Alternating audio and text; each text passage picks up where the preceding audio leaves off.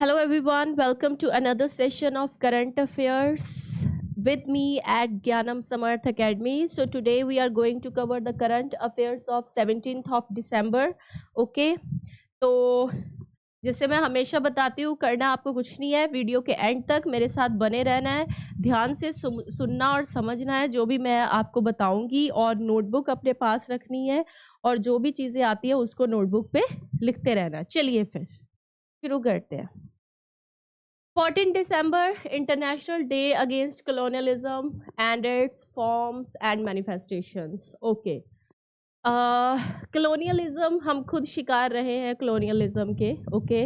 आपको पता होगा कि इतने साल ब्रिटिशर्स ने हमें क्या करके रखा है, कॉलोनाइज करके रखा है। ओके। अपना जो है उन्होंने दबदबा कायम किया हम पे, हमारे ही प्रोडक्ट्स हमसे ही सस्ते दामों पे ख़रीद कर वहाँ पे अपने कंट्री में उसको महंगे दामों पे बेचा। ओके। तो ये सब चीज़ें किस में आती हैं? ये सब चीज़ें कलोनियलिज्म में ही आती हैं। ओके। तो यही बताने की कोशिश की गई है। एक इंटरनेशनल डे अब रिकॉग्नाइज ऐसा हुआ है जिसमें अगेंस्ट कलोनियलिज्म जो है 14 दिसंबर को बताया गया है। In 2025 United Nation established 14 December as international day against colonialism and at its all forms and manifestation.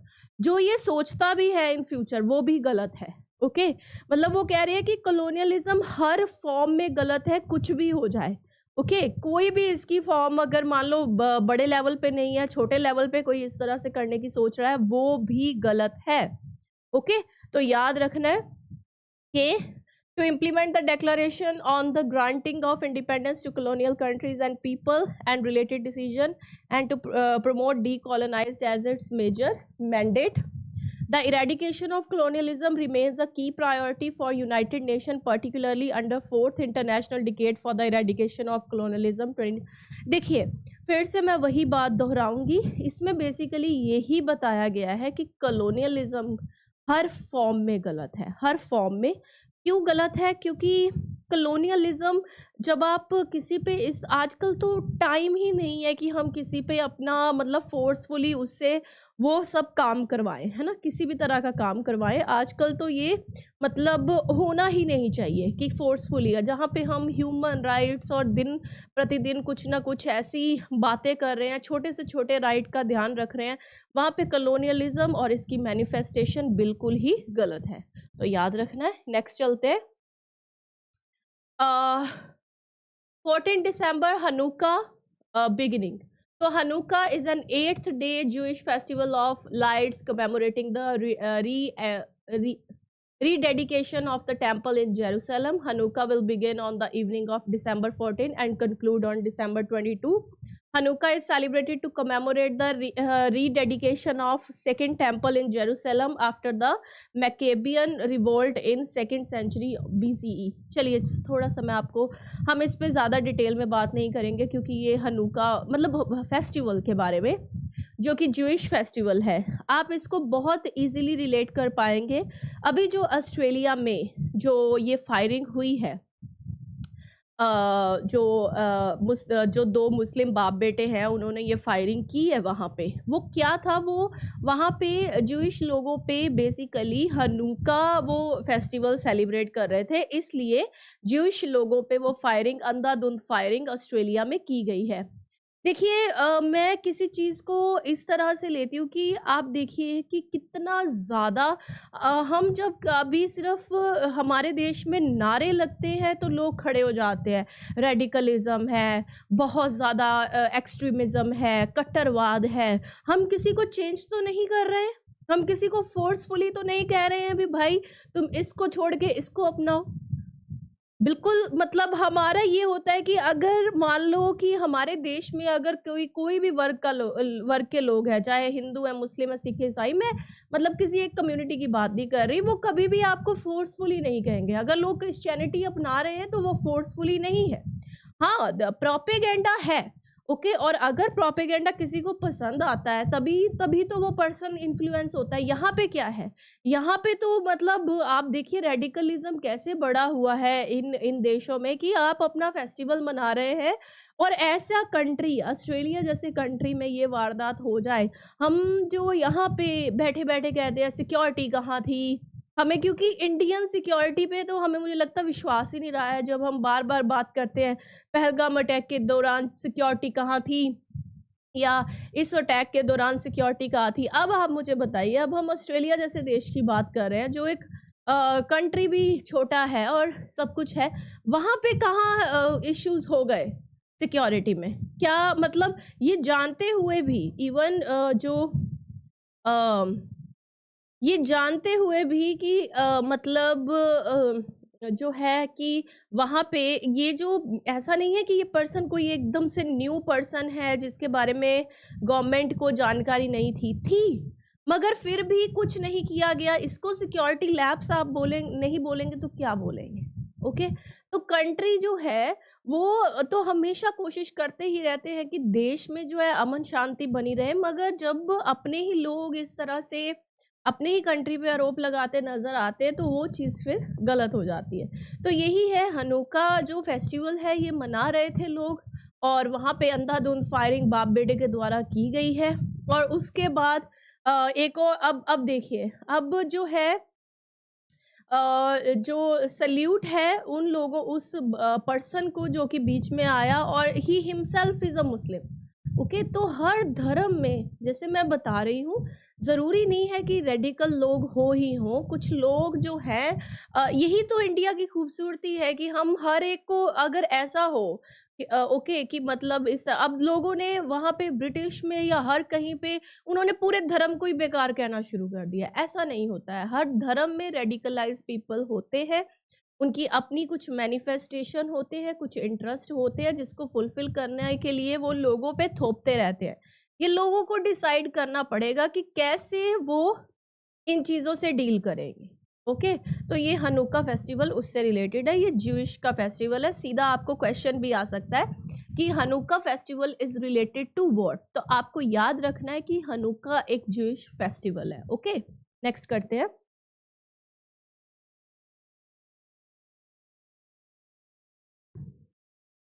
उसके बाद आ गया national energy conservation day. Okay. Energy को बचाना बहुत ज़रूरी है, बहुत ही ज़्यादा ज़रूरी है। ओके। ऊर्जा को बचाना। तो नेशनल एनर्जी कंजर्वेशन डे जो है दिसंबर 14 को मनाया जाता है ताकि एनर्जी कंजर्वेशन जो है की जा सके और इसको राष्ट्रीय ऊर्जा संरक्षण दिवस के नाम से जाना जाता है 1991 में, मगर 2024 में India formally joint the international energy efficiency hub. Even हम उसके भी पार्ट है इंटरनेशनल एनर्जी एफिशिएंसी हब के। ओके। नॉट ओनली दिस, हमने मतलब मैंने तो पहले ही कहा है ये फील्ड हमारा फेवरेट फील्ड बन चुका है। If India is somewhere in the alliance, then one must be energy conservation alliance or more sources of energy alliance. Okay, for example the solar alliance. Okay, तो मतलब आप इंडिया को इस alliance में देखेंगे ही देखेंगे। और 14 दिसंबर को देश में राष्ट्रीय ऊर्जा संरक्षण दिवस या एनर्जी का, जब हम छोटे थे ना there was a प्रोग्राम क्या था वो कि मतलब ना डिबेट और मतलब हर साल वो होता ही होता था। पता नहीं आजकल क्या हो गया है, क्यों नहीं मतलब स्कूल लेवल्स पे जो है आजकल डिबेट और डेक्लामेशन एक ऐसे मुद्दे बना दिए कि आपको कंटेंट किसी का नहीं देखना है कि कंटेंट क्या है, वो क्या बताने की कोशिश कर रहा है। ओके, वो स्टेज तोड़ रहा है, वो बेंच तोड़ रहा है, वो बस बोलने का तरीका देख के सब कुछ डिसाइड कर लेते हैं। ऐसा नहीं होना चाहिए। मुझे याद है कि मतलब स्कूल लेवल पे इतने एनर्जी कंजर्वेशन के कंपटीशन करवाए जाते थे, चाहे वो डिबेट है, चाहे मतलब जिसे कह सकते हैं हम कि एलोक्यूशन है, बहुत सारी चीज़ें करवाई जाती थी। अब तो पता नहीं कहाँ वो चीज़ें चली गई हैं और बच्चों का लीस्ट पार्टिसिपेशन होने लगा है लिटरेरी आइटम्स और कैसे। तो इन पे थोड़ा सा फोकस करके चलना चाहिए और ना केवल हम सिर्फ उनकी बोलने के अंदाज में, मगर वो क्या बोल रहे हैं, क्या वो सही पॉइंट को लेकर आ रहे हैं, उस पे हम फोकस करें। ओके, तो आगे यही दिया हुआ है कि पेंटिंग कंपटीशन एक करवाया गया था एनर्जी कंजर्वेशन पे, तो उस पे प्रेसिडेंट ने जो है मतलब सबको अवार्ड दिए, और नेशनल एनर्जी कंजर्वेशन अवार्ड जो थे, जो कि पेंटिंग कंपटीशन करवाया गया। तो national energy conservation award every year since 1991 को मतलब 14 दिसंबर के दिन दिया जाता है। ये अवेयरनेस बढ़ाता है about energy efficiency, it's conservation, bureau of energy efficiency under guidance of ministry of power. तो मैंने जैसे पहले ही कहा है, मैं कोई गलत नहीं बोल रही थी, बहुत इवन पंजाब जो पावर और एनर्जी जो है एनर्जी सप्लाई है, उनकी तरफ से भी बहुत से कंपटीशन करवाए जाते थे। मगर अब जो है देखिए, जैसे ये पेंटिंग के लिए बात कर रहे हैं, ऐसे बहुत से कंपटीशन बन सकते हैं। जैसे मैंने कहा, एनर्जी कंजर्वेशन या एनर्जी प्रोडक्शन कैसे हो सकती है, कैसे हम मतलब एनर्जी प्रोड्यूस कर सकते हैं। देयर यंग टैलेंट तो इतना बैठा हुआ है, मगर बात ये है कि हम वहाँ तक पहुँच पा रहे हैं? हम वही गिने चुने बंदों को बस इकट्ठा करके कोई हमारे में इनोवेशन कब आएगी? जब हम ऐसे लोगों को ढूंढ के उन पे इन्वेस्टमेंट करेंगे। अगर हम भाई ठीक है, इसने बोला बहुत अच्छा, ताली बजा दी बस, तो फिर कहाँ से मतलब, समझ रहे हैं ना आप? ये चीज़ें जो हैं, ये रिसर्च और इनोवेशन वाले जो लोग होते हैं, ये बिल्कुल अलग होते हैं, और इनको फाइंड आउट करना, इनके लिए प्रोग्राम चलाने बहुत ज़रूरी हैं। क्यों हम इस रिसर्च और इनोवेशन में पीछे हैं? क्यों हमें बार बार जो है क्योंकि बच्चों के पास प्लेटफॉर्म्स नहीं हैं। तो ओके, नेक्स्ट,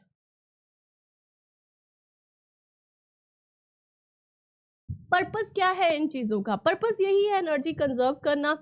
इनोवेशन का फोकस यही है कि कटिंग एज इनोवेशन जो है दिखाना। इनोवेशन अवार्ड भी इसमें कह रहा दिए जा रहे हैं। ओके, और new category introduced for social media influencer and digital content creator to acknowledge their role in opinion building and spreading on energy conservation. हाँ, ये एक बहुत अच्छा टॉपिक है। ये जो अब एक लेकर आए हैं ना, ये बहुत अच्छा है कि कंटेंट क्रिएशन उसमें हो। ओके, देखिए आजकल सोशल मीडिया, मतलब अगर तो किसी को ढंग से इसको यूज़ करना आ जाए ना, सोशल मीडिया को, फिर तो बस, फिर तो क्या मतलब कहाँ पर्सन जाएगा। मैं खुद इस चीज़ को मानती हूँ कि social media is the need of the hour, obviously social media, मगर अब इसको हम पेड मीडिया या इस तरह से कन्वर्ट ना होने दें अपनी आवाज़ें। वैसे तो अभी तक ऐसा है नहीं, मगर फिर भी अगर वाकई हम कॉमन मैन हैं, हम एक पर्टिकुलर एजेंडा को देखें, समझें और फिर उसको सपोर्ट करें। और सरकार को भी ऐसे इन्फ्लुएंसर्स देखने चाहिए जो वाकई ही देश में अवेयरनेस फैलाने का काम कर रहे हैं। ओके, उनका एक पर्टिकुलर एक राइटिंग है, उनका पर्टिकुलर एक स्क्रिप्ट है, और वो उस पर वर्क कर रहे हैं, जो वाकई देश में प्रगति चाहते हैं। उन फैक्टर्स को निकालिए जिन्होंने जो चाहे कॉलेज से अब चले गए हैं, कंटेंट क्रिएशन कर रहे हैं। मैंने ऐसे बहुत से लोग देखे हैं जो इवन बैंकिंग में थे, बैंकिंग छोड़ के अब फुल टाइम कंटेंट क्रिएशन कर रहे हैं। तो कहने का मतलब है कि पीपल आर डूइंग। अब ये फाइंड आउट करना सरकार का काम है कि कौन कितने अच्छे से इन चीज़ों के बारे में लोगों को गाइड कर सकता है। अवार्ड डिस्ट्रीब्यूशन, ये तो चलिए इतना कुछ था नहीं इसके लिए, मतलब काफ़ी लंबा टॉपिक है, ये कर दिया है, बट ये आपको थोड़ा सा याद रखना है। 25 first prize, 5 second prize, 26 certificates of merit, 3 certificate of recognition जो कि इनोवेशन अवार्ड थे। उसके बाद बेस्ट परफॉर्मिंग एनर्जी एफिशिएंसी में अगर हम देखें, ये हमारे लिए इम्पॉर्टेंट है। तो ग्रुप 1 में कर्नाटका को फर्स्ट प्राइज़, ग्रुप 2 में आंध्र प्रदेश को फर्स्ट प्राइज़, 3 में केरला को, 4 में असम को, और 5th में चंडीगढ़ को फर्स्ट पोजीशन दी गई है। उसके बाद है Assam receive size national eminence award for leadership. भाई ये पर्सन भी जो, देखिए मुझे नहीं पता है कौन किस पार्टी से बिलोंग करता है, बट लास्ट कुछ टाइम में, मैं बहुत ज़्यादा पीछे नहीं जाऊंगी, लास्ट 5 साल में अगर हम देखें, असम इनोवेशन में है, असम स्पेस में है, असम सैटेलाइट में है, असम बहुत सारे इनोवेशन सेंटर बना रहा है, असम एग्रीकल्चर में है। ओके, तो ये चीज़ें जो है ये बढ़ती ही जा रही हैं असम में। इनोवेशन, रिसर्च, इन पे बहुत ज़्यादा फोकस किया जा रहा है। तो चलिए देखते हैं असम के सीएम हेमंत बिस्वा शर्मा, उनको 28th size Shri Chandrashekhar Saraswati national eminence award मिला है। ये प्रेजेंट किया है, ये प्रेजेंट उनको हुआ during the Kanchi Mahaswami festival in Mumbai, और मुंबई के डब्बावालास को भी ये अवार्ड मिला। पद्म भूषण डॉक्टर ए शिवथानु पिल्ले, उनको साइंस एंड टेक्नोलॉजी में मिला। उसके बाद पद्मश्री डॉक्टर प्रहलाद रामाराव को साइंस एंड टेक्नोलॉजी में, डॉक्टर द्राविड सस्त्रीगल को सोशल लीडरशिप एंड फिलॉसफी में। और अवार्ड कंपोनेंट्स क्या था, 2.5 लाख कैश प्राइज मिला, ब्रास लैम्प मिला, शॉल, साइटेशन एंड मोमेंटोस। तो याद रखना है कि लीडरशिप के लिए मैंने जैसे पहले ही कहा है, ज़रूरी नहीं है कि आपके सीएम जो है, ये पॉलिटिकल लाइफ ही ऐसी है कि वहाँ पे आपको कोई ज़्यादा पढ़ा लिखा होना, एक बस एक डिग्री होनी चाहिए। लीडर जो होता है, मैं जैसे कहते हैं ना कि ज़रूरी नहीं है कि जो क्लास में फर्स्ट आता है वो बहुत अच्छा टीचर हो, ऐसा तो कुछ नहीं है। लीडर वही चीज़ है, लीडर अलग क्वालिटी से बनता है। पूरे देश को कैसे, पूरे अपने स्टेट को या देश को कैसे साथ लेके चलना है, ये चीज़ें बहुत ज़रूरी हैं। और लीडर को एक ही फील्ड में नहीं होना चाहिए, जैसे कि मैंने आपको इनकी एग्जांपल दी है, मामा श्री इनको बोला जाता है। बहुत से मामा हमारे देश में, दीदी है ना, वो चलते रहते हैं, चाचा, तो इनमें से ये मामा है। चलिए, union minister of state for finance, देखिए यहाँ पे मैं बात फाइनेंस मिनिस्टर की नहीं कर रही हूँ, union minister of state for finance की बात कर रही हूँ। ये है यूनियन मिनिस्टर है, मगर हेल्प करने के लिए है फाइनेंस मिनिस्टर की। फाइनेंस मिनिस्टर निर्मला सीतारमण की। पंकज चौधरी जो है न्यू यूपी बीजेपी चीफ बन गए हैं। तो यूपी के बीजेपी चीफ ये बने हैं। Okay, new president of BJP Uttar Pradesh unit. तो कोई भी इनको जो है, ऐसा नहीं है कि किसी ने किसी और के लिए वोट डाली है। देखिए, ये चीज़ें एक पार्टी में होना आई थिंक बहुत ज़रूरी है। अब आप देखिए, जब भी मतलब बात की जा रही है कि जैसे आप मान लीजिए कोई एक जिसे मैं कहूँ कि अब एक नेशनल पार्टी है, नेशनल पार्टी में ओके आपका मतलब पूरा दबदबा पूरे इंडिया में पैन इंडिया बन चुका है, जैसे मैं बीजेपी की बात कर रही हूँ। मगर फिर भी आप जो है हर एक को उसकी काबिलियत, उसके हुनर के हिसाब से, अब पार्टी में जो बंदा है जैसे भी है ओके, उसकी काबिलियत, उसके हुनर के हिसाब से आप क्या कर रहे हो, आप उसको उतार रहे हो सत्ता में, उसको सत्ता में आप उतार रहे हो। और फिर क्या है, उसके बाद आप इलेक्शन भी करवा रहे हो पार्टी के अंदर कि भाई ये मतलब ये सही कैंडिडेट है, किसी को कोई आपत्ति तो नहीं है, तब पार्टीज आगे बढ़ती है। जब अध्यक्ष भी सेम बनना है, पता है घूम फिर के यही अध्यक्ष बन जाना है, तो फिर जो है पार्टी में एक जिसे कहते हैं ना एक अब मान लो कोई मैं कितने टाइम से एक पार्टी को सपोर्ट कर रही हूँ, मुझे उसमें काम ही नहीं मिलेगा, मैं वहां पे आगे कर रही हूँ काम, मैं उसी पोजीशन पे हूँ, मैं कभी ऊपर जा ही नहीं पा रही हूँ, तो उसका फायदा क्या है। ओके तो ये यही चीज़ यहाँ पे समझाने की बात की है कि आप एक भाषण सुनिएगा ऑनरेबल हमारे जो होम मिनिस्टर है अमित शाह का, एंड उस पर अखिलेश यादव जी उनको कहते हैं कि आपके पास तो कोई बीजेपी का चीफ ही नहीं अभी तक बन पाया है। ओके इतनी बड़ी पार्टी है, आप इतना, तो वो कह रहे हैं कि आपका तो हमें मालूम है कि आप कुछ भी कर ले आप ही चीफ रहेंगे।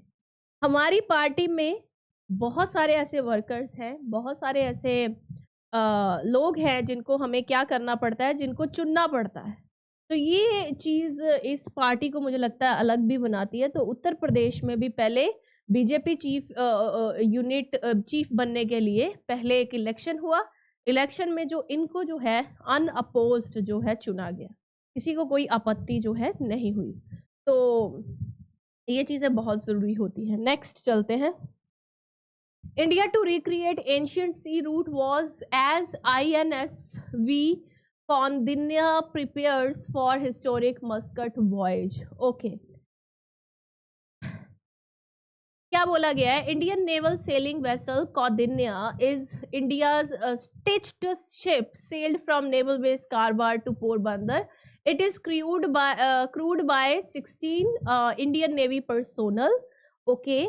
2000 years ago, ship was attacked near Mekong Delta. A group of Indian traders found themselves under siege by pirates. Among them, a mariner named Kaundinya. अब इसका नाम कौंडिन्य क्यों रखा गया है? क्योंकि कह रहा है 2000 साल पहले मेकोंग डेल्टा के पास जो है हमारे बहुत सारे जो थे, क्या हमारे बहुत सारे इंडियन ट्रेडर्स ने देखा कि हम पायरेट्स के द्वारा घेरे जा चुके हैं, और उनमें से एक मराइनर भी था जिनका नाम था कौंडिन्य, तो उसके नाम से इस वेसल का नाम रखा गया है। From Porbandar it will sail to Oman on December 29। तो ये इसको जो है जो ओमान पोरबंदर से ओमान भेजा जाएगा। Voyage retraces ancient maritime trade routes, तो ये हमारे मैरीटाइम हेरिटेज में भी आता है, हमारे ट्रेड रूट्स थे ओमान तक। Ship design on a 5th century vessel shown in Ajanta cave paintings recreated using traditional stitching techniques। तो उसी जो अजंता के पेंटिंग्स में जो दिखाए गए हैं ना शिप जैसे होते थे, वैसा ही कुछ इसको डिज़ाइन किया गया है ताकि एक हेरिटेज जो पर्सपेक्टिव भी फुलफिल हो, और जितने भी बाकी पर्सपेक्टिव है उनको भी जो है फुलफिल किया जा सके, ट्रेड रूट्स रिवाइव हो ओमान के साथ, तो वो उसके लिए।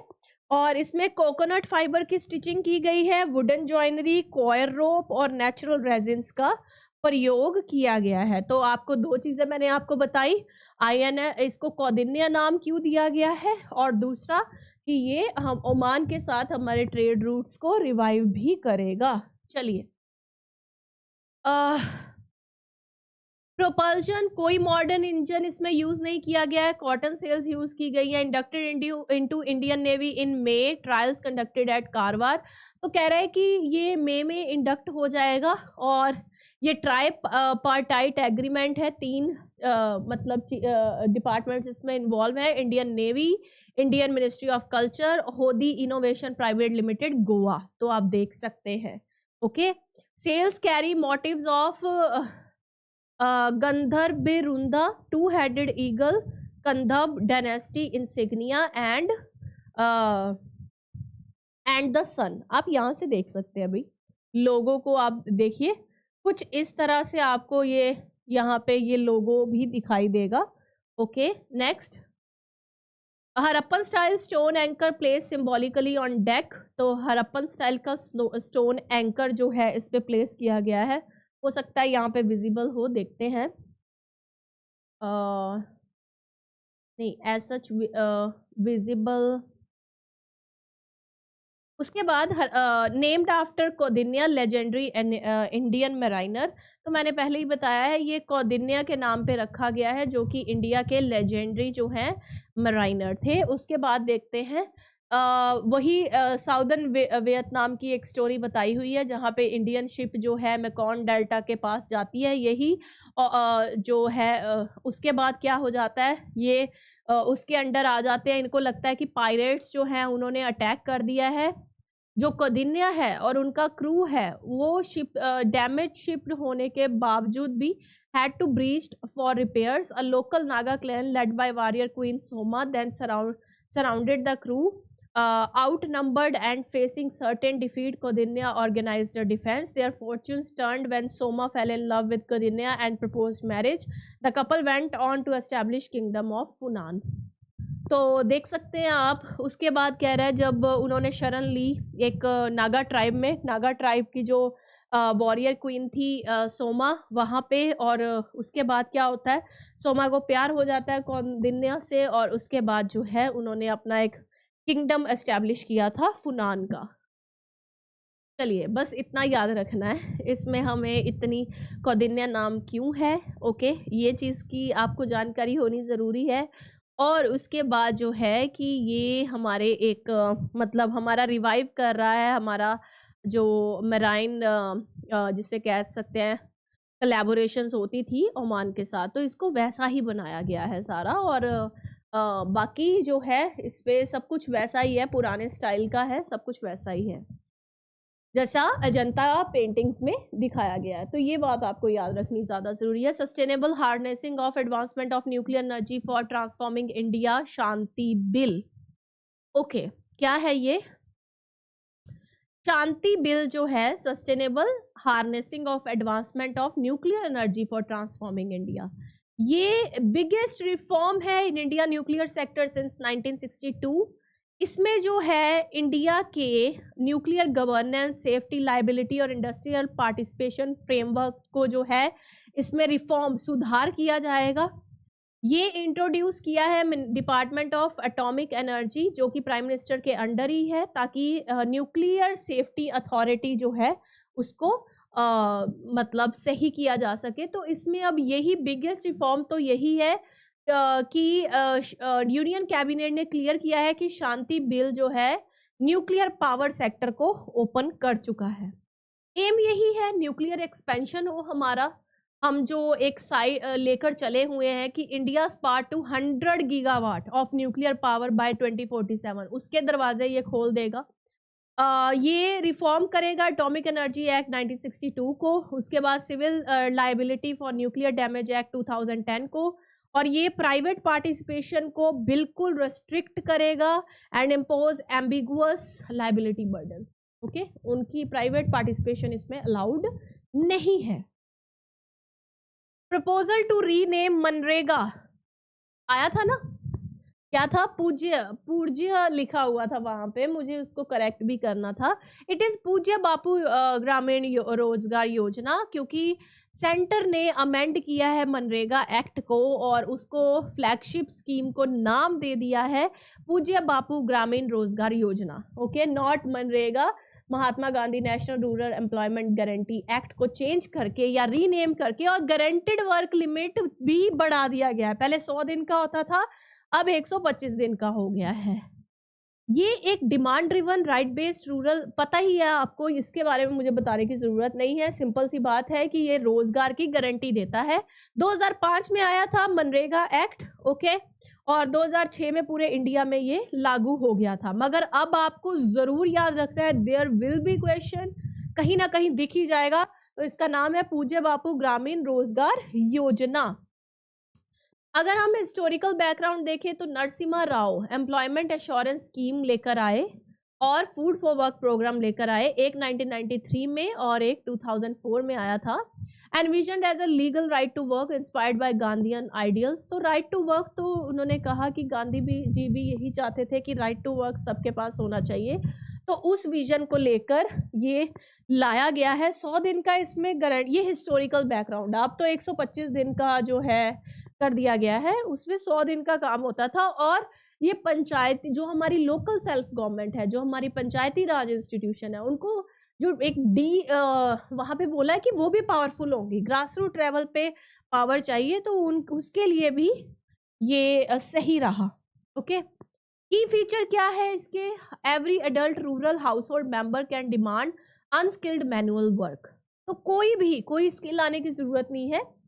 पिंड दा कोई भी मतलब पर्सन अगर है तो सॉरी, थोड़ी पंजाबी ना निकल जाती है कई बार, तो जब भी गांव की बात आती है, खासकर पंजाबी गांव की, तो एनीवेज, जितने भी रूरल हाउस होल्ड है, गांव के हाउस होल्ड है, वहाँ पे कोई स्किल सीखने की जरूरत नहीं है, वर्क अलाउड है। Right to an employment allowance, if अगर 15 दिन के अंदर अंदर आपको काम नहीं मिलता है तो एक आपको बेरोजगारी भत्ता भी जो है सरकार की तरफ से दिया जाएगा। Wage material ratio 60-40 ratio at gram panchayat level.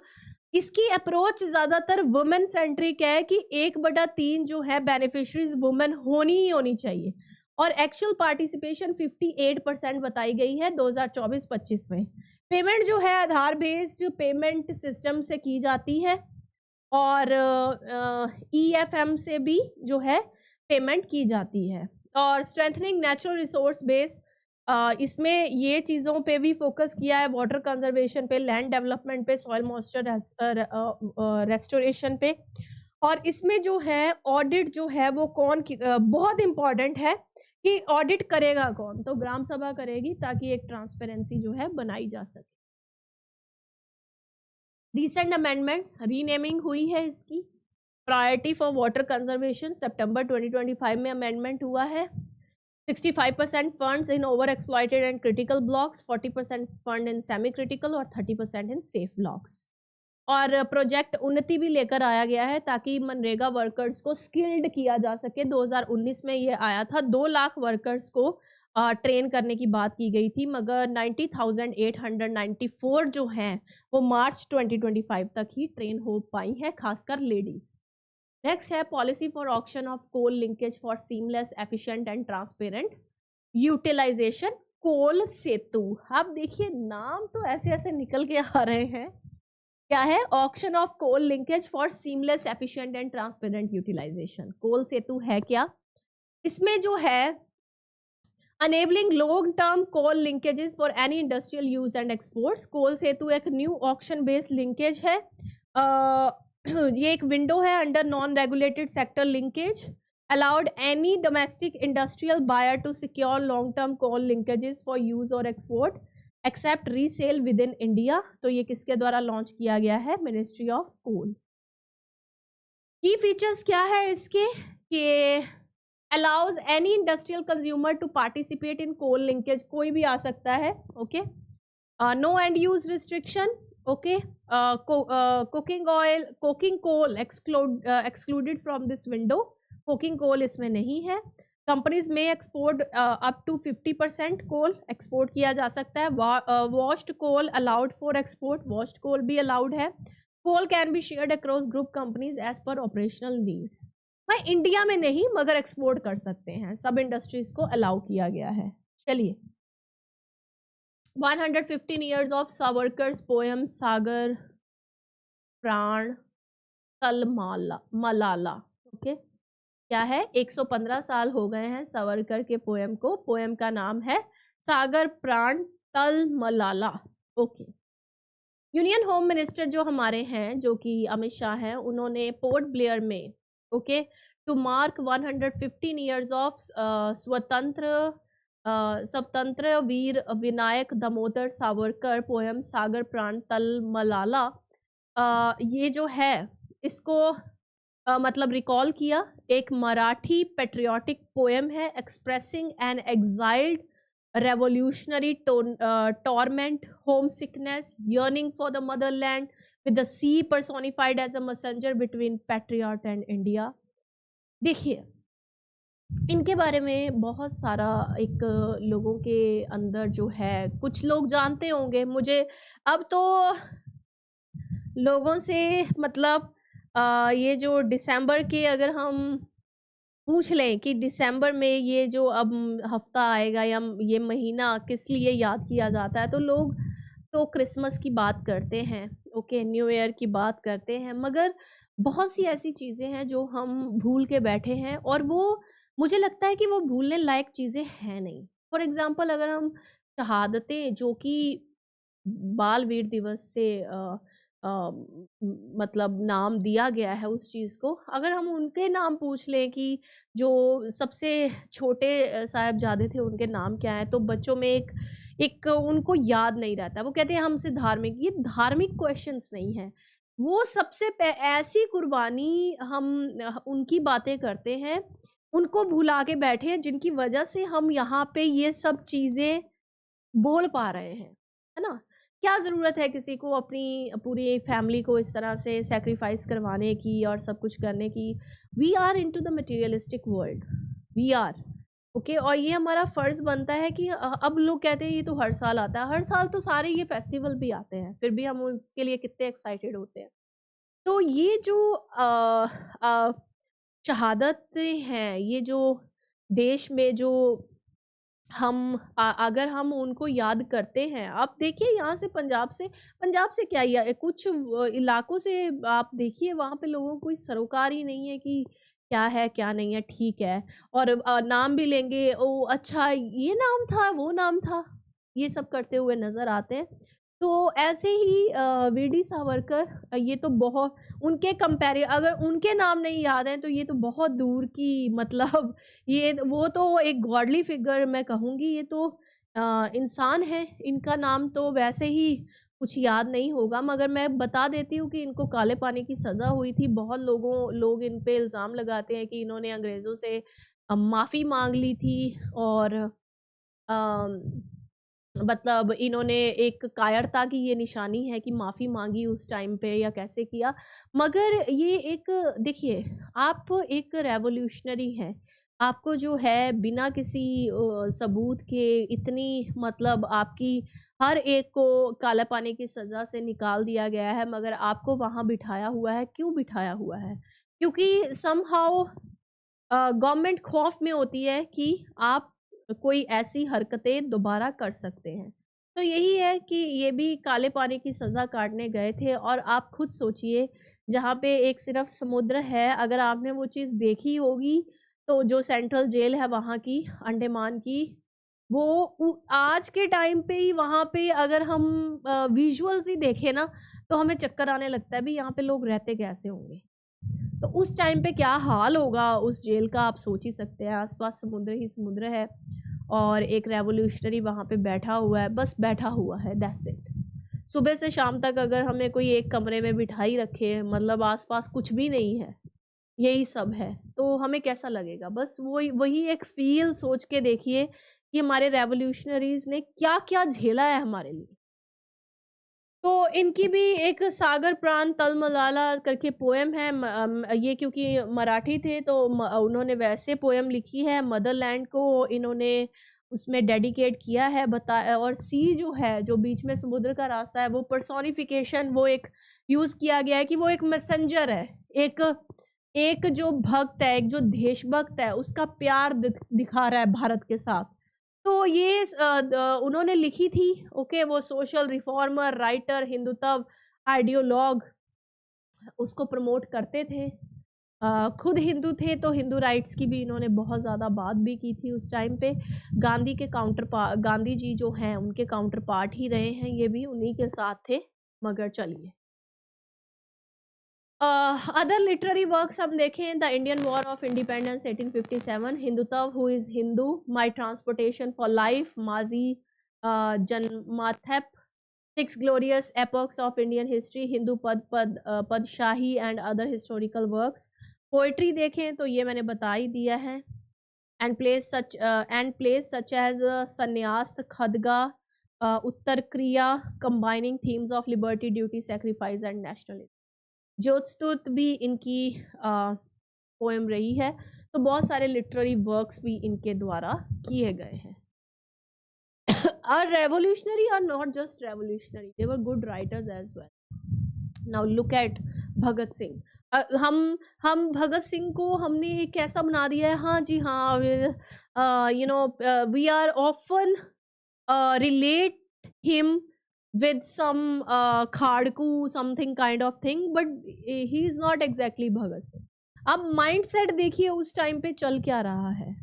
Okay, उस टाइम पे कैसे देश के लिए आप कार्ल मार्क्स पढ़ रहे हैं और उस तरह से देश में रेवोल्यूशन के लिए आप इनकलाब जिंदाबाद तक के नारे दे रहे हैं।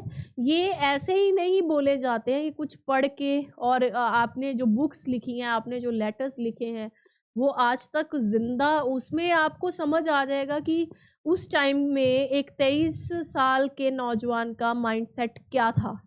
आप भी 23 साल के जब हैं या कोई भी होंगे, आपका माइंडसेट और उस माइंडसेट को अगर आप कंबाइन करके देखें तो 2% भी नहीं होगा, मुझे लगता है। चलिए, anyways, cabinet approve 100% FDI insurance. तो फॉरेन डायरेक्ट इन्वेस्टमेंट जो है, ओके, उसमें 74% टू 100% कर दिया है इंश्योरेंस लॉ अमेंडमेंट बिल 2025 में। इसमें बताया गया है कि नॉन रेजिडेंट इन्वेस्टर जो है इक्विटी स्टेक ले सकता है इन एन इंडियन कंपनी। और प्रोहिबिटेड सेक्टर्स कौन से हैं? Lottery business, online lotteries, gambling, batting, सब पे जो है, इंक्लूडिंग कसिनोज, सब पे रोक लगाई गई है। Chit funds, Nidhi companies, okay, ये अलाउड नहीं है। Trading and transferable development rights, real estate business and construction of farm house, मतलब इन सबको जो है रोक लगाई गई है। Technology collaboration is also prohibited in lottery, gambling and betting. तो प्रोग्रेसिव एफडीआई लिबरलाइजेशन पहले इतनी थी भाई, 26% से 49% हुई, फिर 49% से 74% हुई 2021 में। अब जो है ये कैप सीधा कितनी कर दी गई है, 100%। ओके, चेंजेस हुए हैं एलआईसी एक्ट 1956 में, आईआरडीए एक्ट 1999 में और इंश्योरेंस एक्ट 1938 में। बस इतना याद रखना है कि कैप कितनी की गई है। अब से पहले 74% थी 2021 तक, अब क्या कर दिया गया है, इसको 100% तक कर दिया गया है। तो ये चीज आपको याद रखनी है। ओके, चलिए next.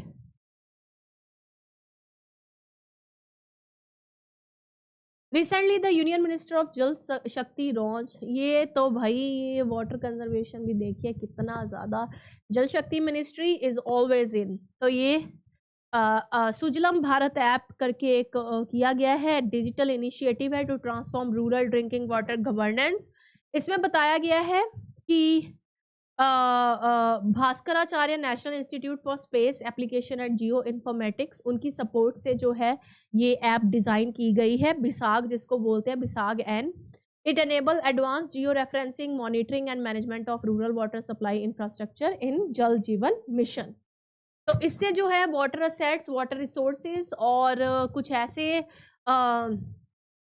Water quality reports, supply matrix, community feedback को एक ही प्लेटफॉर्म के अंडर जो है लेकर आया गया है। With the introduction of Sujal Gaon ID, every habitation will have a clear digital profile showing कि ड्रिंकिंग वाटर जो है कैसा है, नेचर कंडीशन कैसी है, इंफ्रास्ट्रक्चर की सप्लाई पे रिलायबिलिटी की जा सकती है, वाटर क्वालिटी स्टेटस क्या है, और जो गति शक्ति GIS है which provide up to date geo spatial mapping of rural water network supporting future planning, repair and expansion with greater position, उसके साथ इसको ऐड किया गया है। ये जो गति शक्ति है ना, ये क्या बता रही है, ये हमें बता रही है कि रूरल वाटर नेटवर्क्स कैसे हैं, फ्यूचर प्लानिंग क्या है, रिपेयर और एक्सपेंशन इसकी कैसे की जाएगी। तो ये जो ऐप है, कौन सा, सुजलम भारत ऐप, ये इंटीग्रेट किया गया है PM Gati Shakti GIS। Okay, Sudha Murthy inaugurates craft Katha 2025 to celebrate India's handicraft heritage. India handicraft में तो आप जानते ही हैं इंडिया का कोई जवाब नहीं था। अब तो चलो हम उसको भी अब कोशिश करते हैं कि जो हम चीज़ें भूल चुके हैं उसको फिर से रिवाइव किया जाए उन चीज़ों को, क्योंकि वही काम आ रही है। बात ये है कि वही चीज़ें अब काम आ रही हैं जो चीज़ें हम भुला चुके हैं। अब देखिए ना, अब जब बर्तनों की बात है, ये बर्तन वो बर्तन, अब जाके जी इससे कैंसर हो रहा है, इससे ये हो रहा है, तो मुझे होते थे ना पित्तल के बर्तन, वो सबसे अच्छे थे, उसमें खाना चाहिए, ये करना चाहिए, हर चीज़ तो दोबारा वापस आ रही है। तो जो ओल्ड मेथड्स हैं वो ना एक तरह से एक्सपेरिमेंटेड बहुत लार्ज स्केल पे हुए पड़े हैं, इसलिए जो है ओल्ड मेथड्स को हम भुला चुके थे फैंसी आइटम्स के लिए, अब हमें उसको रिवाइव करना पड़ रहा है। अब देखिए फॉर एग्जांपल मैं आपको एक बहुत अच्छी एग्जांपल देती हूँ। अगर आप जैसे मान लो, अगर देयर आर मैनी चटनीज और समथिंग लाइक दैट, अगर हम उसको पीस के मेहनत करके वो उसको एक पर्टिकुलर लेवल पे ग्राइंड कर रहे हैं, एक साइड पे हमारे पास ग्राइंडर भी है, मगर जो एक पुराने जो लोग होंगे ना वो आपको हमेशा कहेंगे कि भाई नहीं वो टेस्ट नहीं इसमें आ रहा है, ये जो है दिस इज यम। तो आप जब कंपैरिजन करोगे ना, वाकई ही आपको लगेगा कि नहीं भाई उसमें बहुत ज़्यादा फाइन ग्राइंडिंग हो रही है जिसकी ज़रूरत नहीं है। मैं इस इतनी बड़ी बात को मैं जानती हूँ कि मैं बहुत छोटे पॉइंट पे इसको कनेक्ट कर रही हूँ, it is not fair. Modern techniques भी अच्छी हैं, मैं ये नहीं कह रही हूँ, मगर हमें जो हमारे हैंडीक्राफ्ट्स हैं, जो हमारी ओल्ड हेरिटेज है, वो हमें उसको भूलना नहीं चाहिए। वो हमारा है, वो हमारा हेरिटेज है। अब देखिए, अब हम कोई दुकान पे जाएं, हम क्या सोचते हैं, अच्छा इसमें ये इतनी पुरानी दुकान है भाई, इतनी पुरानी दुकान है तो कुछ तो होगा इसमें, क्या हमारे दिमाग में वो होता नहीं है। चाहे हम कहीं भी जाएं, अब हमारे कंट्री में जो लोग घूमने आते हैं, जब वो सुनते हैं ओ अच्छा ये जो व्लॉगर्स हैं, फूड व्लॉगर्स हो गए या सोशल व्लॉगर्स हो गए, ये क्या कर रहे हैं, ये आपको दिखा रहे हैं जैसे टेम्पल है, उसकी उस वहाँ पे कोई जा नहीं रहा है। अब उस वहाँ पे एकदम से आप देखोगे सारी कम्युनिटीज़ पहुँच रही हैं। क्या है ये? ये उन्हीं चीज़ों को रिवाइव करने की बात की गई है कि हाँ, यहाँ पे ये चीज़ थी। ओके, तो चलिए देखते हैं। क्राफ्ट कथा 2025 जो है ये इंडियन आर्टिसंस को शो कर रहा है। तो श्रीमती सुधा मूर्ति जो कि एमपी हैं राज्यसभा की, उन्होंने हैंडलूम हाट जनपद न्यू दिल्ली में इसको 8 से 14 दिसंबर तक ये सेलिब्रेशन चला, और इसमें जो है वही हाथ से रिलेटेड जो कला है उसको प्रमोट किया गया। Asia's longest sky drag lift, okay, revolving conference of hall opened इन गुलमर्ग। तो क्या किया गया है देख लीजिए, स्काई ड्रैग लिफ्ट, ओके, जो कि कितने ऑल्टीट्यूड पे है, 4390 metres, to match the world class facilities facilities for skiers in North Kashmir, Gulmarg. The newly inaugurated Sky Drag lift and training facilities would give a major boost to winter sports and professional skiing. Okay. Asia's longest ski drag lift, measuring 726 meters, is located in Kungdori, Gulmarg, and has come up to a cost of 3.65 crore. और इसमें rotating conference hall है जो कि 86 लाख का है। तो याद रखना है ये लॉन्गेस्ट की ड्रैग लिफ्ट है, ओके, एशिया की। और कहाँ पे है? नॉर्थ कश्मीर के गुलमार्ग में। Uttar Pradesh top country in digital registration of Waqf properties on Umeed portal. तो उत्तर प्रदेश ने टॉप किया है जो वक्फ प्रॉपर्टीज को रजिस्ट्रेशन करवाने में, इसका नाम रखा गया उम्मीद पोर्टल। प्रोसेस हुआ 92,8332 प्रॉपर्टीज जो हैं उसको लाया गया। उम्मीद पोर्टल जो है unified Waqf management empowerment efficiency and development portal, एक सेंट्रलाइज्ड डिजिटल पोर्टल है ताकि वक्फ प्रॉपर्टीज को रजिस्टर किया जा सके। तो यूपी ने उसमें टॉप किया है, और ये एक बेटर मैनेजमेंट और ट्रांसपेरेंसी को प्रमोट करेगा। और इस इनिशिएटिव में जो है properties are facilitated by respective state Waqf boards. इसमें digital platform for real time uploading, verification और मॉनिटरिंग होगी। नोडल मिनिस्ट्री रखी गई है ministry of minority affairs. Nitish Kumar allocate portfolios of the new departments among Bihar ministries. चलिए, नीतीश कुमार अभी सीएम नए नए बने हैं कि इनके द्वारा आपने देखा होगा कि जो भी एक देखिए, आप एक नेता हैं और इतने पुराने नेता हैं, चलिए इनके द्वारा तो स्लिप ऑफ टंग या स्लिप ऑफ जेस्चर बहुत बार हुए हैं, एक बार नहीं है, जो कि गलत, मैं इसको गलत मानूंगी। माइनॉरिटीज़ या बुर्का पहनना या कुछ भी है, उस लड़की के द्वारा जो है फेस को कवर किया गया था, और इनके द्वारा उसके जो उसने पहना हुआ था उसको नीचे कर दिया गया, which is not a good sign. मगर चलिए देखते हैं आगे क्या बनता है, सुर्खियों में रहते ही रहते हैं। तो इन्होंने पोर्टफोलियोज जो हैं बांटे हैं, पोर्टफोलियोज यानी कि डिपार्टमेंट जो है बांटे हैं, ओके, कौन कौन सा, और इवन 3 न्यू डिपार्टमेंट्स क्रिएट किए हैं। Youth employment skill development, higher education department, civil aviation department. Youth employment and skill development Sanjay Singh ji को दिया गया है।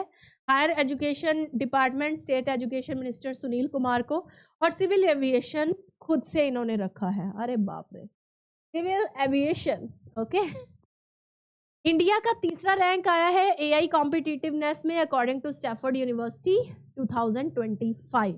देखिए, एआई के लिए हम पीछे नहीं हैं, और यूएसए और चाइना के बाद हैं हम एआई में। और रैंकिंग जो है global AI Stanford global AI vibrancy tool and visualise through a visual capitalist chart. India का 21.59 स्कोर आया है इंडेक्स पे, और compare to 78.6 for the US and 36.95 for China. तो इंडिया का थर्ड रैंक आया है विद 21.59, और स्टैफोर्ड नहीं है, स्टैनफोर्ड है, याद रखना है, स्टैनफोर्ड यूनिवर्सिटी। गूगल ने एक नया project sun catcher to develop solar power data centres space.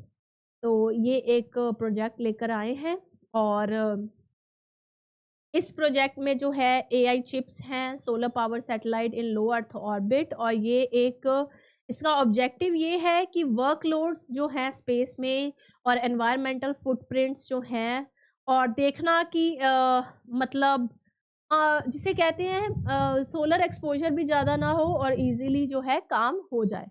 तो इन्होंने प्रोजेक्ट सन कैचर, मतलब सोलर की सन की इंटरफेरेंस ज़्यादा ना हो, ये प्रोजेक्ट इनके CEO सुंदर पिचाई द्वारा जो है लॉन्च किया गया है। Okay,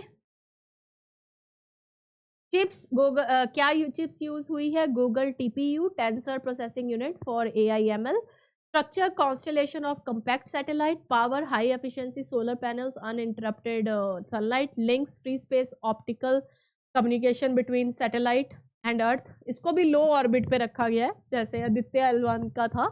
Phase 2 prototype satellite, timeline early 2027 to test TPU operation in orbit। AIMS Delhi marks milestone with India's first dedicated brain stent trial for stroke care। तो एम्स दिल्ली ने एक माइलस्टोन इन स्ट्रोक केयर, क्या milestone achieve किया है कि इन्होंने advanced brain stent लेकर आए हैं फॉर ट्रीटिंग सीवियर स्ट्रोक्स। आपको पता होगा स्टेंट पड़ते हैं, दिल में पड़ते हैं, अब ब्रेन स्टेंट लेकर आए हैं ये, है ना। जब कहते हैं कि भाई दिल कमज़ोर है, कुछ छेद है, तो स्टेंट पड़ेगा, तो अब ये ब्रेन के लिए है। द ग्रास रूट ट्रायल जो है इसका evaluated the supernova stent, has found excellent safety and efficacy outcomes in the treatment of, अगर कोई ब्रेन स्ट्रोक हो जाता है तो उसमें ये पड़ सकता है इजीली। और ग्रेविटी मेडिकल टेक्नोलॉजी सुपरनोवा जो है वो क्या है? India's diverse patient population where strokes often strike patient at younger age than in the west. ये उस पॉपुलेशन, देखिए ये जो है ना ब्रेन स्ट्रोक्स और ऐसी कुछ चीज़ें, ये कह रहे हैं ये यंगर एज में यहाँ पे इंडिया में लोगों को हो रहा है, तो उसके लिए ये स्पेशली डिज़ाइन किया गया है। चलिए, Siliserh lake and Kopa Jalashay are added to the Ramsar site, rising India's total 96। मैंने आपको अभी बताया था Siliserh lake in Alwar district Rajasthan and Kopra Jalashay Bilaspur Chhattisgarh, इनको ऐड किया गया है रामसर साइट में, और अब इंडिया की रामसर साइट हो गई है 96। Very very important, Ramsar site भी आपको बताई थी क्या है। रामसर साइट है क्या? ये ईरान में एक जगह है रामसर जो कि वेटलैंड्स को रिकॉग्नाइज करता है। तो इंडिया में 2 ऐड हुई हैं, सिलीसेर लेक अलवर डिस्ट्रिक्ट राजस्थान और कोपरा जलाशय बिलासपुर छत्तीसगढ़। सिलीसेर लेक के बारे में बात करें, आर्टिफिशियल लेक है, वेटलैंड है, इंपॉर्टेंट वाटर बॉडी है, सेमी एरिड जोन और वाइटल सोर्स है बायोडाइवर्सिटी रिच हैबिटेट के लिए। ये जो है सारिस्का टाइगर रिजर्व जो कि राजस्थान में ही है, वहाँ पे तो उसी के बफर जोन के साथ आपको मिलेगी। हिस्ट्री क्या रही है? बिल्ट इन 1845, ये जो है बनाई गई थी 1845 में by Maharaja Vinay Singh ruler of Alwar by constructing an embankment on a tributary of Ruparel river, created primarily to supply drinking water to Alwar as evidenced by old, मतलब अलवर के लोगों के लिए बनाई गई थी ये ताकि वो पानी पी सकें। और इसका एरिया बताया गया है 7 kilometre, flank by dense woodland and सेंटो टैप्स ऑन इट्स एम्बैंकमेंट। इसमें 149 बर्ड स्पीशीज, 17 मैमल स्पीशीज आपको देखने को मिलेंगी, और vulnerable river tern, endangered tiger, 1% of biogeographic population of black stork, वो भी आपको देखने को मिलेगी यहाँ पे। अगर हम कोपरा जलाशय की बात करें, पिछली वीडियो में भी इसके बारे में मैंने आपको बताया था, ये छत्तीसगढ़ के बिलासपुर में है। यहाँ पे फॉर्मलैंड और विलेजेस के पास ही है ये, मतलब इसके आसपास आपको दिखने को मिलेंगे। इसमें 60 माइग्रेटरी बर्ड स्पीशीज दिखेंगे आपको, और नोटेबल स्पीशीज में वल्नरेबल ग्रेटर स्पॉटेड ईगल और एंडेंजर्ड इजिप्शियन वल्चर इसमें शामिल है। चलिए, Madhya Pradesh CM announces Veerangana Durgavati tiger reserve to become cheetah habitat before next monsoon. तो चीफ मिनिस्टर मोहन यादव के द्वारा वीरांगना दुर्गावती टाइगर रिजर्व को क्या बताया गया है? न्यू होम फॉर चीता बन जाएगा वो। कब? मॉनसून सेशन जो आएगा, अभी तो विंटर चल रहा है, मॉनसून सेशन आएगा नेक्स्ट ईयर, उसमें the first cheetah habitat was opened at Kuno national park. ये नेशनल पार्क बहुत ही फेमस है क्योंकि आपको पता होगा जब मोदी जी गए थे तो 12 चीतास जो है कूनो नेशनल पार्क में उधर जो अफ्रीका से लेके आए थे तो यहाँ लोकेट किए गए थे। सितंबर 2022 में जो है गांधी सागर सेंचुरी इन मंदसौर इन अप्रैल 2025। तो कह रहा है कि फर्स्ट चीता हैबिटेट को ओपन किया गया था कूनो नेशनल पार्क इन श्योपुर, कब, सितंबर 2022, और सेकंड को गांधी सागर सेंचुरी में मंदसौर में अप्रैल 2025 में। लोकेशन ये सागर दमोह नरसिंहपुर डिस्ट्रिक्ट ऑफ मध्य प्रदेश, और ये 7th टाइगर रिजर्व है मध्य प्रदेश का, और रानी दुर्गावती के नाम पे रखा गया है जो कि गोंडी पीपल की जो है क्वीन भी रही हैं। रिवर जो है नर्मदा और यमुना बेसिन इसके साथ है। सिंगोरगढ़ फोर्ट भी इस रिजर्व के पास मिलता है। Okay, cyclone Bakung strengthens over Indian Ocean. तो बाकुंग जो साइक्लोन है वो south west Indian Ocean and is moving away from Indonesian region. Tropical cyclone Bakung was named by Jakarta Indonesia. Very very important, Bakung नाम इनके द्वारा दिया गया है। इसकी स्पीड 60 किलोमीटर पर आवर है, और ये वही हमारे जो मेन एरियाज है जहाँ पे साइक्लोन आने के खतरे रहते हैं, आंध्रा, कर्नाटका और तमिलनाडु, उसको वहाँ के आसपास आपको दिखेगा। विजय दिवस याद होगा, साइन भी करवाई थी, है ना। तो विजय दिवस जो है 16 दिसंबर को मनाया जाता है। क्यों ना मनाया जाए, इंडिया की हिस्टोरिक विक्ट्री रही है 1971 इंडिया पाकिस्तान वॉर में, और इसी में ही बांग्लादेश को जो है उसके बाद लिबरेशन मिली थी। इंडियन आर्म्ड फोर्स और मुक्ति बाहिनी, ओके, इनको जो है ऑनर किया गया है। इन विजय दिवस 2025 इंडिया मार्क्स 54 ईयर्स हो चुके हैं इस विजय को, और 13 डेज की हाई इंटेंसिटी जो है फाइट हुई थी, और पाकिस्तान का लार्जेस्ट मिलिट्री सरेंडर उस टाइम की पीएम श्रीमती इंदिरा गांधी, और पाकिस्तान ने एयर स्ट्राइक्स की थी। ये वॉर कब बिगन हुई थी? 11 इंडियन एयर बेसिस पे 3 दिसंबर को 1971 में ये स्ट्राइक्स जो है एयर स्ट्राइक्स पाकिस्तान के द्वारा की गई। उसके बाद आप यही पिक्चर देखते हैं। चलिए, तो जो eastern front focused on east Pakistan जो कि अब बांग्लादेश बन चुका है, और western front saw battles along Punjab, Rajasthan and Jammu borders. Field marshal Sam Manekshaw chief of army staff led integrated military strategy, और इसका नाम रखा गया operation trident. Severely damage Karachi port, destroying Pakistani naval assets. Iconic battle included Longewala, Parbat Ali and Chachro raid by 10 para commanders under Lieutenant Colonel Bhavani Singh. On 16 December 1971, about 93,000 Pakistani soldiers surrender, the largest surrender since World War II. Bangladesh उसके बाद निकल के आया जो कि liberate हुआ, जिसमें India ने बहुत स्ट्रगल किया। सरदार वल्लभ भाई पटेल की डेथ एनिवर्सरी दिसंबर 15, 1950, और 2014 से आपको पता होगा कि उनकी जो बर्थ एनिवर्सरी है, ओके, अक्टूबर 31, उसको राष्ट्रीय एकता दिवस के नाम से जाना जाता है, और स्टैचू ऑफ यूनिटी जो है वो भी बनाई गई है। ओके, ये स्टैचू आपने देखा होगा, बड़ा इस पे भी चर्चा होती रही थी, क्यों बनाया है, इतना वर्ल्ड का सबसे लंबा स्टैचू है, क्यों बनाया, कैसे, मगर चलिए। तो इनकी जो डेथ एनिवर्सरी है वो है दिसंबर 15, और याद रखिएगा कि अक्टूबर 31 को राष्ट्रीय एकता दिवस जो कि इनकी बर्थ एनिवर्सरी है उस दिन मनाया जाता है। आयरन मैन कहा जाता है इनको। सरदार नाम इनका पड़ा बरदौली सत्याग्रह 1928 के बाद, ओके, जब ये मूवमेंट हुई। बहुत रोल रहा है इनका खेड़ा सत्याग्रह, अगेन फार्मर्स से रिलेटेड था। 1918 बरदौली, 1928 नॉन कॉपरेशन और सिविल डिसोबीडियंस मूवमेंट में पार्टिसिपेट किया। सॉल्ट सत्याग्रह में थे। प्रेसिडेंट बने कांग्रेस सेशन के 1931 में after Gandhi Irwin pact. Arrest हुए क्विट इंडिया मूवमेंट के दौरान 1942।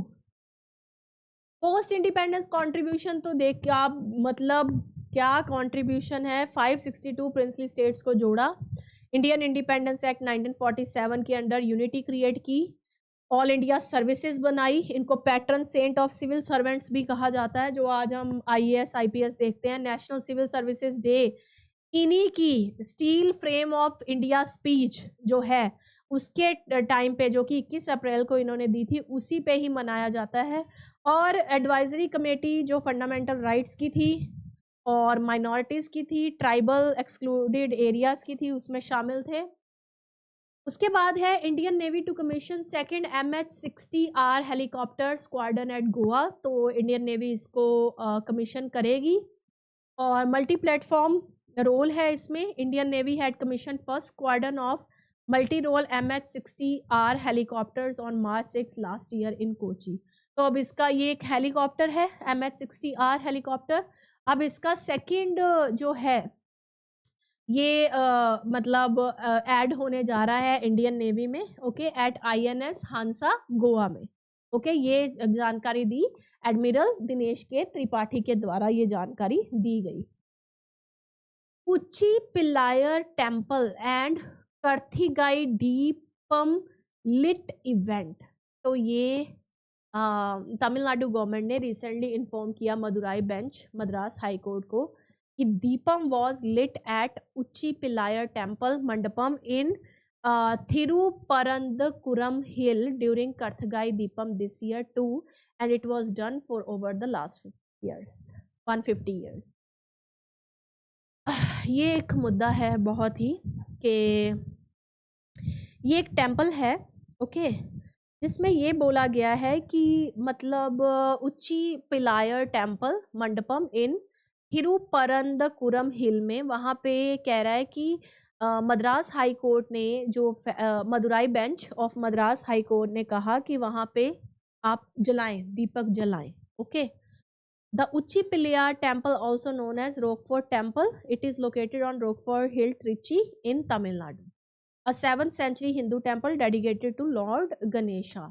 बहुत लोग बहुत जो हमारे इवन जो बहुत सारे नेता हैं उन्होंने इसके खिलाफ भी वो किया है कि ये फैसला सही नहीं है, वहाँ पे दीपमाला जो है नहीं की जाएगी। The temple stand 83 meters tall, bench at top rock. Trichy Rockfort Hill is made of granite that is estimated to be over 3.8 billion year old. तो चलिए जो भी है, मगर फैसला यही आया है कि वहाँ पे अब मतलब जो कि 150 सालों से होता आ रहा है वही होगा, वहाँ पे दीपम जो है वो किया जाएगा। ये एक देखिए टेम्पल देखिए, ओल्डेस्ट रॉक फॉर्मेशन है in the world. In comparison the Himalayas are much younger, they began, अगर हम देखें तो हिमालय भी कह रहा है अभी यंगर है, मगर ये उससे भी पुराना है। ये जो स्मूथ रॉक है cut by Pallavas, but it was the Nayaks of Madurai who completed the temple under Vijayanagara empire. ये बहुत ज़रूरी है कि इस रॉक को पल्लवास ने कट किया, मगर जो नायक्स है मदुरई के, उन्होंने विजयनगर एम्पायर में इसको बनाया, ओके। ये 15 million year ago of the when the Indian tectonic plate collided with the Eurasian plate, उस टाइम की ये फॉर्मेशन है। Right to disconnect bill 2025 redefining work life boundaries. तो सुप्रिया सूले उन्होंने, जो कि एक प्राइवेट मेंबर बिल इन्होंने प्रेजेंट किया है, एनसीपी की एमपी है, इन्होंने कहा कि work life balance and employee wellbeing in India's digital work culture. इन्होंने एक स्टैट्यूटरी राइट मांगा है एम्प्लॉयज़ के लिए, ताकि वही मैंने आपको बताया भी था कि राइट टू डिस्कनेक्ट भी, बस एक वर्क लाइफ होनी चाहिए जब आप वहाँ से बाहर हैं, जो हमने एक बिल पे बात भी की थी कि मतलब अगर कहीं हम बाहर हैं या घर पे हैं तो हमें ये नहीं है कि अब आप फिर से हमें बताओ कि अच्छा, जैसे होता है ना कि जिसे कहते हैं कि अब फिर से जो है कॉल आ रही हैं, घर पे पूछा जा रहा है, इसको उन्होंने, ये जो बिल है सुप्रिया सूले जी के द्वारा प्रेजेंट किया गया है। तो इसमें section 7 legal right to ignore work calls emails messages after work hours without disciplinary action, ये किया गया है। आउट ऑफ वर्क आवर्स इनके द्वारा डिफाइन किए गए हैं, ओके। इन्होंने कहा है कि भाई गलत है अगर कोई आउट ऑफ वर्क आवर्स में एम्प्लॉयर को तंग कर रहा है, और central body to oversee implementation negotiation charter जो है वो इसमें क्या रखा गया है कि employer employee charters on after hours communication and agreed exception, section 11 overtime pay at normal wage rates if employees बोला, अगर एम्प्लॉय कह रहा है कि मैं काम करूंगा भाई, आफ्टर आवर्स में भी काम करूंगा, तो उसको पे दीजिए। Digital wellbeing awareness programme counselling, digital detox centres होने चाहिए। Penalty 1% of total employee remuneration for non compliant organisation. Next है academic programme on Natya Shastra. Next है एकेडमिक प्रोग्राम ऑन नाट्य शास्त्र। तो 20th session of UNESCO inter government committee के द्वारा ये intangible culture heritage हमने बहुत बार ये पढ़ लिया है। नाट्य शास्त्र एक फाउंडेशनल संस्कृत ट्रिटाइज है on drama, dance, music, aesthetic, stage craft in the Indian tradition. It is regarded as Natya Veda, 5th Veda जो है, और इसमें एथिकल, एस्थेटिक, सोशल वैल्यूज़ हर कल्चर की उसको परफॉर्मेंस के द्वारा दिखाया जाता है और ट्रेडिशनली एट्रीब्यूटेड टू मातृभूमि। तो ये थी हमारे आज के लेक्चर्स 17 दिसंबर के करंट अफेयर्स के बारे में डिटेल्ड लेक्चर था हमारा। तो अगर आपको कोई भी दिक्कत आती है तो आपके पास PDF तो पहुंच ही जाएंगे, आपको उसको देखना है, समझना है, ओके। और अगर कोई प्रॉब्लम आती है तो कमेंट सेक्शन तो ऑन है ही। तो मिलते हैं नेक्स्ट वीडियो में, तब तक के लिए आपको कोई भी दिक्कत आए कमेंट सेक्शन में डालिए, और नेक्स्ट करंट अफेयर के लिए हम कल मिलते हैं। Thank you.